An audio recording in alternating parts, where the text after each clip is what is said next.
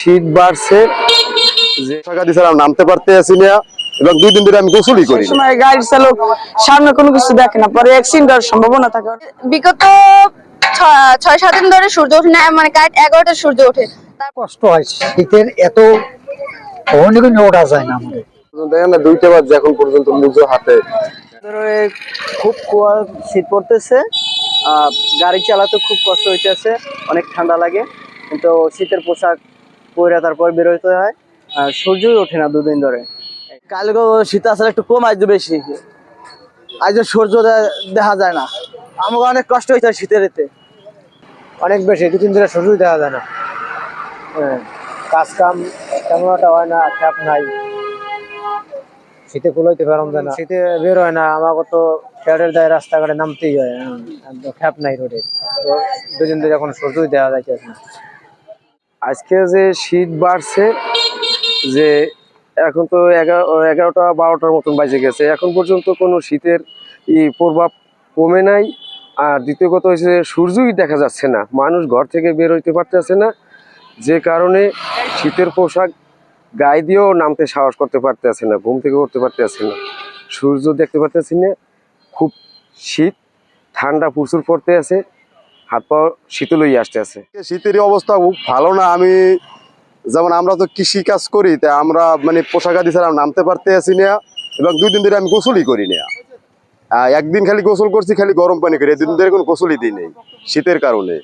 এই অবস্থায় এই জায়গায় মানে যে এইটা না, শীতের পোশাক ছাড়া নামতে পারতে আসি না, এই আত্মাও শিশির হয়ে যায়।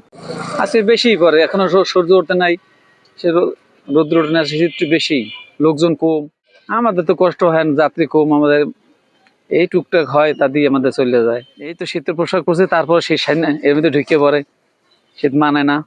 আজকে শীত তো অনেক, এই 2 দিন ধরে শীত পড়তেছে অনেক পরিমাণ, কোনো লোকজন নাই, গাড়ি গুড়ি ভালো একটা চলে না, লোকজন পাওয়া যায় না।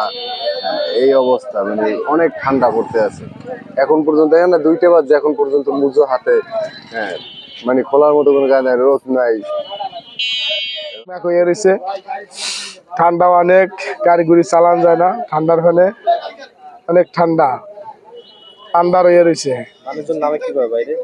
মানুষজন কম নামে ঠান্ডার লেগে, অনেক কম নামে আর কি আগের থেকে। এর লেগে আমার গাড়িতে অনেক লোক হয় না। শীতের পরিস্থিতি আর কি অনেকই খারাপ। আমার ছোট ভাই আজকে আর কি 8-এর বৃত্তি পরীক্ষা গেছে, আমরা অনেক সকালে শীতের পোশাক পরে আসতে হয়েছে, অনেক সকাল কষ্ট হয়েছে। গাড়িতে আসছি, সেই সময় গাড়ির চালক সামনে কোনো কিছু দেখে না, পরে অ্যাক্সিডেন্ট হওয়ার সম্ভাবনা থাকে অনেক সময়। এখন পর্যন্ত এখনো সূর্য ওঠে না। বিগত 6-7 দিন ধরে সূর্য ওঠে না, মানে কারেক্ট 11টায় সূর্য ওঠে।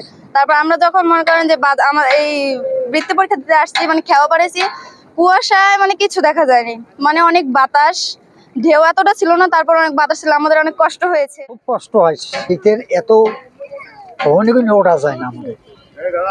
শীতের এত অবস্থা খারাপ। এইভাবে যদি শীত হয়, মানুষ, বুড়ো মানুষ তো আল্লাহ টিয়াইতে বড় দুষ্কর।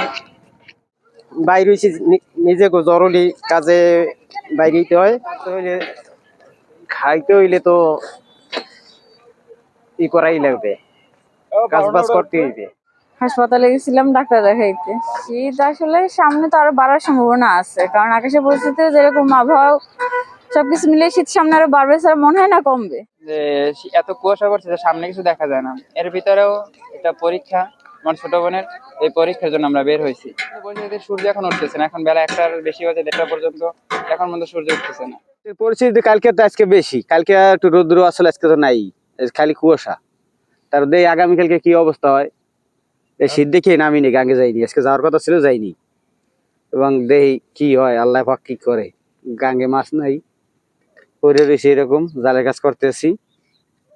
আর দেখেন তো জালের কি অবস্থা, দেখেন না, জাল পাল্লা ভরতে আছি।